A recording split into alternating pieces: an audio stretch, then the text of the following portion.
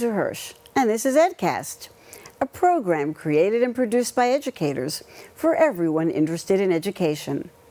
What makes a college degree valuable? Is it the job you get when you graduate? Is it being part of an intellectual environment and broadening your sense of the world around you? The path from college to career is a concern for students, parents, administrators, and educators alike. Yet for many students, that road may lead to a profession that is not as fulfilling as it might be. What happens to students along the way? My guests today discuss how students can design a college experience that leads to a more meaningful and valuable pathway from college to career. Coming up now on EdCast.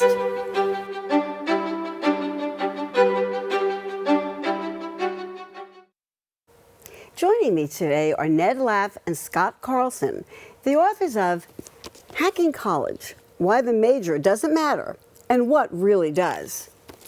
Ned Laff has over 35 years of experience at a variety of colleges, working in academic affairs, education design and assessment, self-design majors, and integrating experiential and community-based learning into undergraduate studies.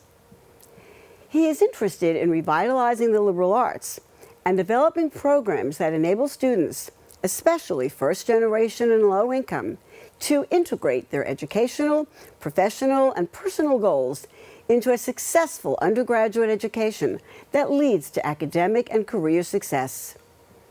Scott Carlson has been a writer at the Chronicle of Higher Education since 1999, where he covers a variety of topics. These include the financial sustainability of higher education institutions, the relevance of the curriculum, the impact of college on low-income populations, and the path from college to career. Thank you both for joining me today on EdCast to talk about your very provocative book, which really has turned around my own thinking on college. So let's get right down to it. I'd like to ask each of you, how did you get together, and what was it about your backgrounds and experiences that came together in the writing of this book? I spent a couple of decades at the Chronicle, and what I was covering there was the path from college to work, low-income students, the impact of college on that, also how the colleges were floating the boat from a financial standpoint. And all of these sort of things linked together from my point of view. I needed Ned, and I met Ned along the way. He was writing me messages along the way as I was writing about students who were having trouble getting through college or not connecting college to work. He was writing me saying, oh, there's a better way to do this. And he had worked for a number of decades in the college space, actually working with students on this. We sort of felt that this was a kind of a magic combination to have a fellow from the outside who had seen it from this 30,000 foot view, and then Ned, who'd spent years on the inside seeing how it actually worked inside the system. Okay, so Ned, tell us a little bit about yourself and how you got together and why this book. Well, it's almost a story about persistence. I was working the last position before I hit retirement because I wanted to test the model in an environment where I would really be challenged to see if it actually worked. And I kept reading Scott's articles, and he was coming at these problems, the same ones that I was working on. And I have to say, I inundated him with literally emails every time an article came out. Trying to get him to respond because I knew that somebody with Scott's background would be getting emails all the time. So I was doing everything I could just to see if I could get him on the phone for 15 to 20 minutes. And as it turned out, he was making a visit to Chicago, and he sent an email and said, well, hey, you want to hook up and let's talk?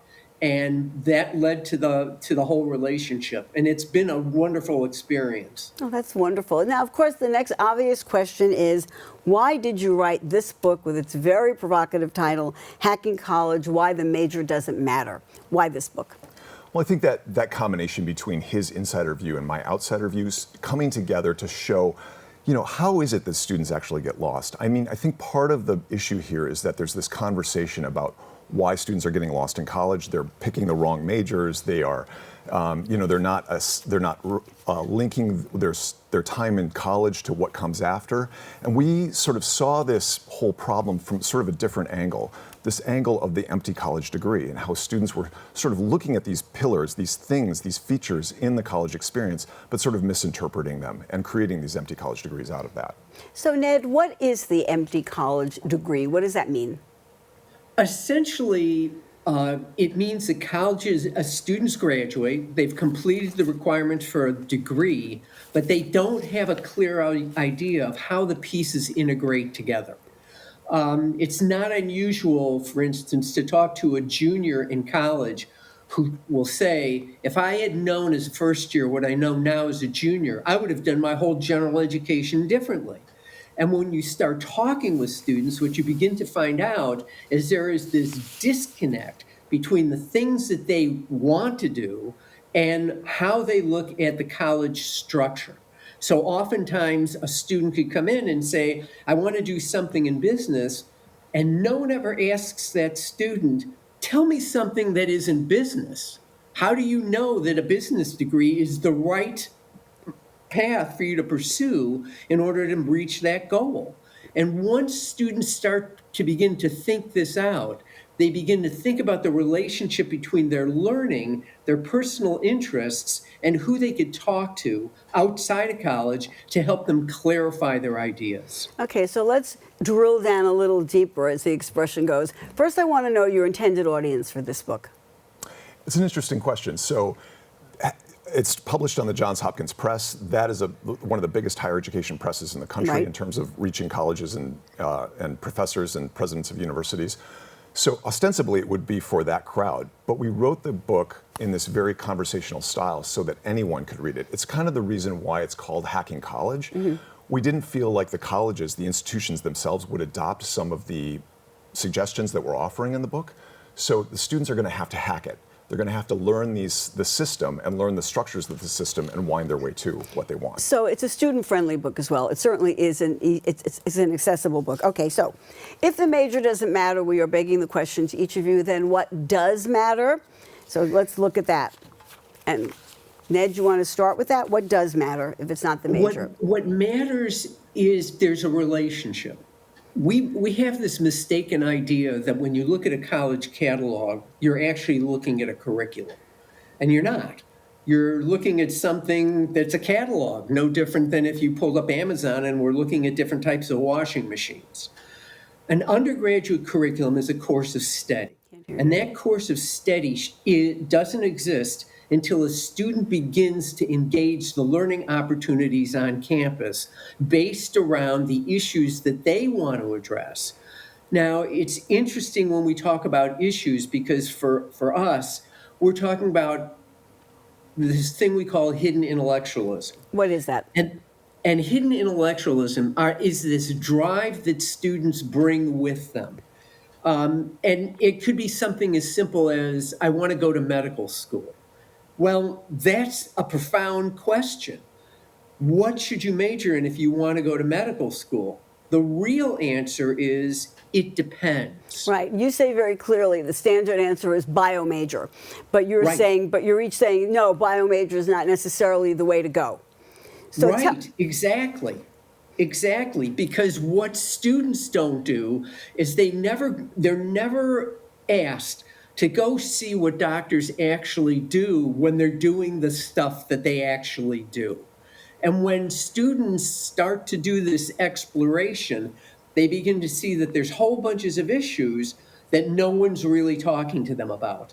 So a simple exercise that I used to give students was sit in a waiting room and write down in detail everything that you hear.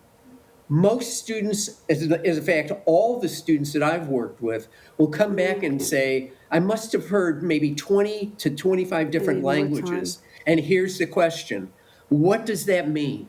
What that means is that's 20 to 25 different cultural and social problems in the delivery of healthcare. Okay. How do you prepare for that as an undergraduate? Those are the types of questions we need to ask. So let's take a step back now because I want to make sure we get to this notion of the integrated curriculum and how the student designs this. Yes. Now, Scott, can you talk us through a little bit about what would a student do under this new vision, under your paradigm? Part of what we would suggest is that the student has to go out and link that hidden intellectualism, link that vocational purpose, that wicked problem that they want to solve, to jobs that are out there in the hidden job market, this very granular world of work. You know, everything is out there. Once they see those things out there, they know how they can connect sociology to philosophy to business, to open up a world of, say, how to market to underserved populations. They know how to link different kinds of majors and put the pieces together in a more integrated synthetic way. Now, will students, I'm playing a little bit devil's advocate here to each of you, does the student really know enough about the courses that they need to create the path that will take them toward the career that they want? I knew nothing as an undergraduate. That's correct. I mean, the students don't necessarily know everything that they need to know. Part of this is a process that they need to go through to discover what's out there and then to research those fields and bring some of that information back into the college environment. What we say that they do know is they have some sort of nascent sense of, like, this is what I want to get into. I want to solve breast cancer in the Middle East. I want to work with baking but help people eat healthy. You know, I want to work with antiquarian books. Those are all real worlds out there. Mm-hmm. It's just that students don't know how to translate that into the college speak. Now, to go take a little step back, Ned, you all use the phrase field of study. What does that mean exactly in this context? Well, think about this. What does it mean to study psychology? It depends. When you look at the faculty who are in the psychology department, they're not all the same. There are no generic faculty. They all have field of study specialists. And so what we're arguing is that is the model we really should be looking at with our students. So here's a simple example. I want to work with adolescents and pre-adolescents in a counseling session. Now I can begin to make sense of what I should be thinking about in terms of integrating my general education. Now I can begin to make sense of what I should do with the elective hours that I want to do. So for instance, when I'm looking at this giant list underneath humanities, I could look at adolescent literature. Why? Because it provides metaphors that people can take with them and use when they're working with adolescents. But we don't have these kinds of conversations with students. And these are the kinds of conversations we need to be having. Okay, now I don't have to tell each of you that there's a big tension for students about the return on the investment and possibly what they're really interested in. I think the liberal arts field is suffering the most from that. Parents and students thinking, I may like the liberal arts, but I'll be poverty stricken. What can we do to show that the liberal arts really does have options for students in which they can have a satisfying career? I think a big part of it is, it's in the subtitle of the book. How do you break down the major as this guiding principle? You know, so a lot of students are coming into college and the only thing they're thinking about is, I have to pick a good major. I have to pick something that is associated with this high average salary that's out there in all the media, right? What they don't know really is that just picking business as a major is not going to get you there. The big problem that students have when they create this empty college degree is they pick that useful major that has the high average salary, and then the rest of the stuff they're like, that looks easy, that professor is cool, they're my friends in that course, right? And that's how they end up building that empty college degree. You have to get beyond the major to show how these different elements, sociology, anthropology, all have routes into business if you use the entirety of the degree to create that synthetic thing. Now, why should we not abandon the liberal arts altogether? Let's face it, there are campuses that are shutting down liberal arts programs left and right. In the book, you speak about the value of the liberal arts. Ned, do you want to say why you feel we should still encourage students to look at the liberal arts? Okay, so you're getting on to one of my favorite things. I'm going to start with my ending quote. The answer to the Dead Poet Society is, of course, you can study Shakespeare and go to medical school. And in many instances, you might end up being a better doctor. Definitely. Think for a moment what doctors do. They talk to people. In other words, they get patients' narratives. how do they do a narrative analysis in order to get a better understanding of the patient, a better understanding of the world that that patient is operating in, and how those things have implications for the health care of a patient. The same thing is true across the liberal arts. But the other thing that the liberal arts do that's important is this. It's not about, and I'm saying this deliberately, liberal arts does not have anything to do with politics. Liberal arts has to do with testing your thinking against the thinking of others, and doing so in a way that opens you up to seeing the possibilities in certain situations, being able to understand different narrative perspectives, and then being able to work on wicked problems in a way where you can bring more people together, unlikely bedfellows who can work on a problem. Okay, I'm going to get right down to what I'm worried about, what I'm thinking about, because we are running out of time. Let's take a major like poli-sci, okay, or economics. In your paradigm, in your vision, each of you, how does a student, and that is considered a liberal arts field, all right, how does a student declare that as a major, or look at that? That's their passion. They want to work in politics. They want to work in government. I love your notion of the hidden job market, by the way. Ever since I read your book, I've been referring to it constantly on my campus, because there are all these jobs that students don't know about that I didn't know about when I went to college. But let's take that step back now. I want to major in the liberal arts. How do I transform that into a career? What you have to do is you have to understand where you're going and what are the skills there, what are the things that they're paying attention to, and then try to find those things within the college catalog. It's not necessarily assigned to a department or to a major.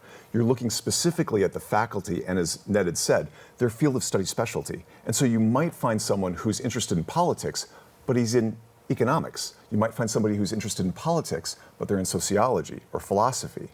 And this is how you make the liberal arts valuable. It's that process of this multidisciplinary view of the world, which is how the world actually is. Yes. So Ned, then would a student then set up a program of study that embedded, just take me through this a little bit, all right? Because this is what I really want to understand, all right? Right. So this is the granularity. The granularity. Most people have never looked at a degree audit. And when you look at a degree audit, what you see mostly are blank spaces, and blank spaces where students make choices. So when somebody says they want to go into politics, that doesn't mean anything. Are you talking about city politics? Are you talking about local politics? Are you talking about international politics? If you're talking about international politics, then you're talking about, do you need cultural background? Do you need anthropological background? Do you need a foreign language background? How do you use this degree audit as a design mechanism to pull the pieces together around the problem that you want to look at as you make your first steps into the world of politics? Now, all of a sudden, students come back, and when they go out and do their research, they'll come back with learning opportunities, right? Here's all the stuff people told me. Then the problem is, and this is a good problem, translating that information into course viability that is on campus. So then when the courses are all laid out, then it sorts out into, here are the requirements that match a major. Here's how I put together elective coursework or minors or cognates. Here's how I can make better use of the choices I make among general education. And now all of a sudden I can sit down and say, I'm interested in international politics in Latin America, and my concern deals with international trade. So now I have something that I'm working with. That's the field of study. To say I majored in political science doesn't say anything at all. So Ned, that was a really good summarization of what the process looks like. Is this what you refer to in the book as the backward design? Exactly. Okay, so the other thing I want to ask you, both of you, is the role of the advisor. It would seem to me this is a very different way of looking at structuring an undergraduate degree. Is the conventional college advisor equipped for this? No, we would say Okay. no. All right. I mean, some are. What do they need to know that they might not know now? I mean, they need to look outside the organization, we would say. There needs to be more of a view outside the organization and what is happening out there, and how does that link back into the inside of the organization. We think there needs to be more exploratory questions that are asked of the student, not just moving the student along the turnstiles toward graduation. There needs to be more of a kind of a conversation, and a challenging conversation. What do you mean by business? You want to major in business? What does that mean exactly? To challenge the student, to get them to get out of sort of these boxes that we put them in before they go to college. Okay, so now you're segueing into something that's of concern or of interest to me, and that is the notion of guided pathways, which is not that new, but a way of structuring the academic world into the career pathway that many colleges are undertaking right now. I know it's actively pushed by the college, the Columbia College Research in the Community College, I'm sorry. And I know my college is thinking about undertaking guided pathways as well. Does guided pathways address some of these issues, or does it just exacerbate them? Sort of depends on your point of view. Okay. I'll let Ned talk about that a little bit, but I'll say a couple of things ahead of time, and that is that, we can understand the impetus or the idea behind guided pathways, which is you want to sort of create structures that allow students to sort of stay in school and stay on a useful pathway in a sense. Where we have a problem with it is that it's not clear to us that the real opportunities out there in the world are at the end of a pathway always. So there may be disciplines in areas, nursing, for example, or education, where there's sort of a route there, and you might be able to use it for that. But what do you do for a job like mine? It's not necessarily at the end of a pathway. Okay. Ned, what are your thoughts about guided pathways? The problem I have with meta majors and guided pathways is the same problem I have with the majors. They're titles. They cluster academic programs at community colleges into areas, and they don't let students see what the viability is of anything. So when you look, for instance, at the business guided pathways, how come French is not there? How come Spanish is not there? How come English is not there? Because all of this can lead into viable areas. I mean, think about New York City, right? What can't you do in New York City? Everything is in New York City. So how do we know that a typical business degree is the way to get into business, even in major corporate structures? A student would have to understand all the granularity that makes up a corporate structure that may have nothing to do with making a pathway through business. Okay. And so if it were me, I would be setting up seamless 2+2 agreements, but that's a different story that we can go into at another time. Well, we know about 2+2 agreements, so I certainly know what that means. We only have probably less than a minute left. So in that time, I'd just like to ask each of you, what should today's student do on a campus right now that may not be set up in the way that you're proposing? What should a student do as quickly as you can tell me? I'll give you a quick answer. Quick. Open your eyes and look around.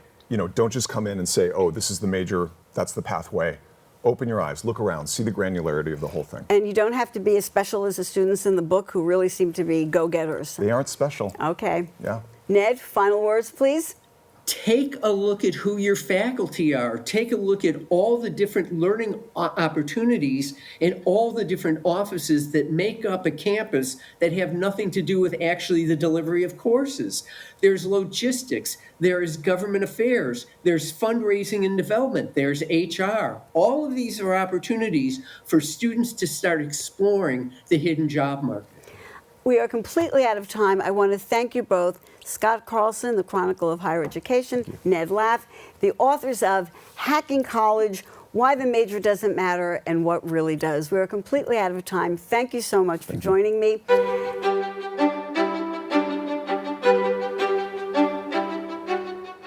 Welcome back to this edition of Ed Bites. Education Secretary Linda McMahon vowed to put herself out of a job.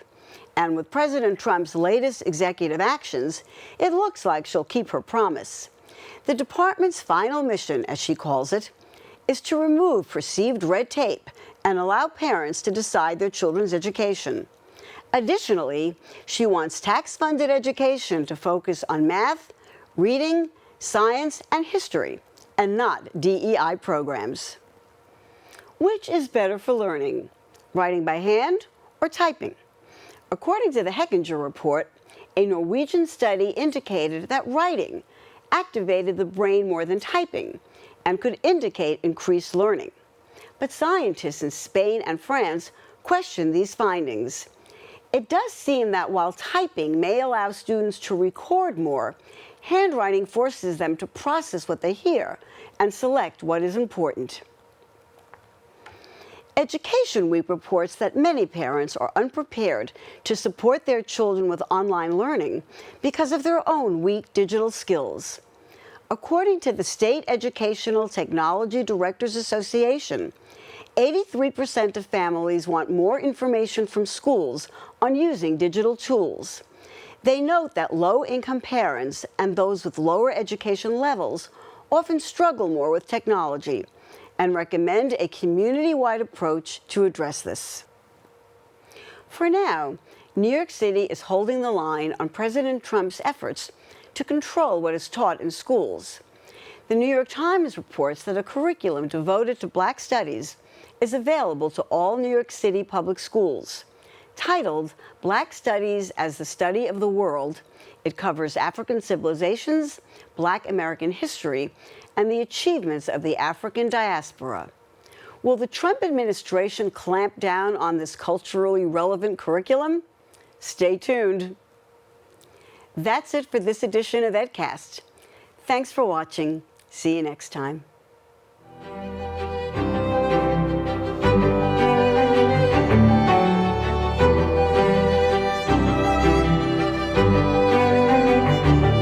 We'd like to hear from you. Please send your thoughts and comments to CUNYEdcast@gmail.com.